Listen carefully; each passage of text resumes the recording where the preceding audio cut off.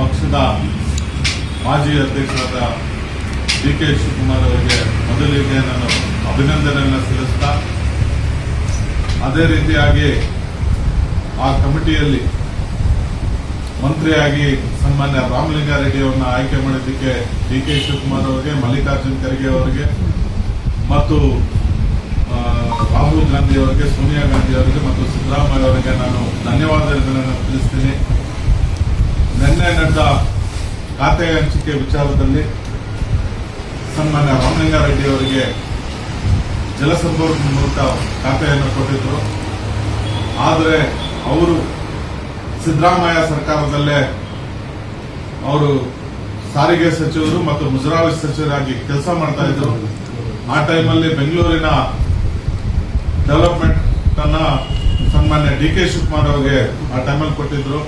ಅವತ್ತು ಮಾನ್ಯ ಡಿ.ಕೆ. ಶಿವಕುಮಾರ್ ಅವರು ಉಪಮುಖ್ಯಮಂತ್ರಿಯಾಗಿ ಇದ್ರು. ಅವರು ರಾಮಲಿಂಗಾರೆಡ್ಡಿ ಅವರ ಹತ್ರ ಹೋಗಿ ನಾನು ಮುಖ್ಯಮಂತ್ರಿ ಆಗ್ತೀನಿ, ಆ ಟೈಮಲ್ಲಿ ನಿಮಗೆ ಬೆಂಗಳೂರು ಅಭಿವೃದ್ಧಿ ಖಾತೆಯನ್ನು ಕೊಡ್ತೀನಿ ಅಂತ ಒಂದು ಮಾತನ್ನು ಕೊಟ್ಟಿದ್ರು.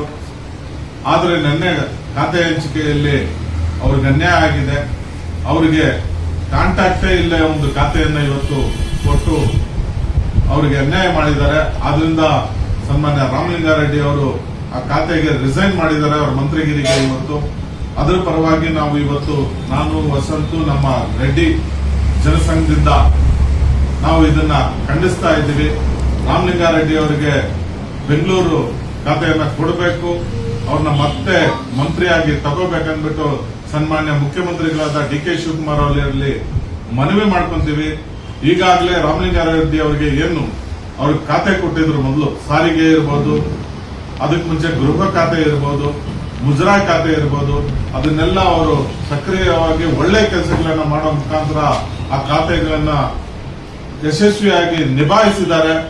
ಶಕ್ತಿ ಒಂದು ಕಾರ್ಯಕ್ರಮವನ್ನು ತಗೊಂಡ್ಬಂದು ಅವರು ಸಾರಿಗೆ ಮಂತ್ರಿ ಇದ್ದಾಗ ಅದನ್ನ ಒಳ್ಳೆ ಯಶಸ್ವಿಯಾಗಿ ಮಾಡಿದ್ದಾರೆ. ಏನು ಹೆಣ್ಮಕ್ಳಿಗೆ ಬಸ್ಸಲ್ಲಿ ಫ್ರೀ ಸೌಕರ್ಯ ಕೊಡೋ ಮುಖಾಂತರ ಇವತ್ತು ಆ KSRTCನ ಉನ್ನತ ಸ್ಥಾನಕ್ಕೆ ತಗೊಂಡೋಗೋದ್ರಲ್ಲಿ ರಾಮಲಿಂಗಾರೆಡ್ಡಿ ಅವರು ಯಶಸ್ವಿಯಾಗಿದ್ರು.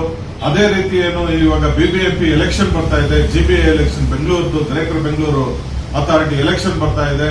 ಅದರಲ್ಲಿ ರಾಮಲಿಂಗಾರೆಡ್ಡಿ ಅವರು GBA ಇನ್ಚಾರ್ಜ್ ಕೊಟ್ಟರೆ ಅವರು ಒಳ್ಳೆ ಕೆಲಸ ಮಾಡ್ತಾರೆ. ಮತ್ತೆ ಕಾಂಗ್ರೆಸ್ ಪಕ್ಷವನ್ನು ಅಲ್ಲಿ ಅಧಿಕಾರಕ್ಕೆ ತಗೊಂಡು ಬರೋದು ಖಚಿತ ಅಂತ ಹೇಳೋದಕ್ಕೆ ಇಷ್ಟಪಡ್ತೀನಿ ನಾನು.